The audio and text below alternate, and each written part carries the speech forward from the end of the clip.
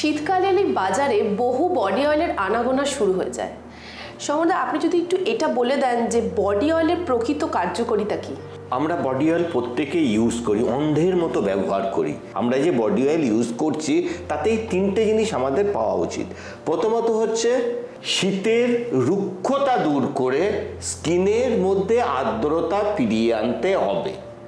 দ্বিতীয়ত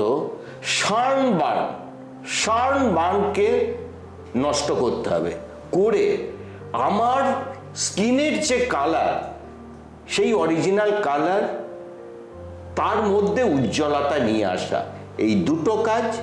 থার্ড হচ্ছে wrinkle free করতে হবে। সুতরাং এই তিনটে জিনিসকে আমার স্কিনের মধ্যে দিতে হবে বডি অয়েলকে। আর সমস্ত কিছু পেতে পারেন চন্দ্রাবতী বডি অয়েল থেকে।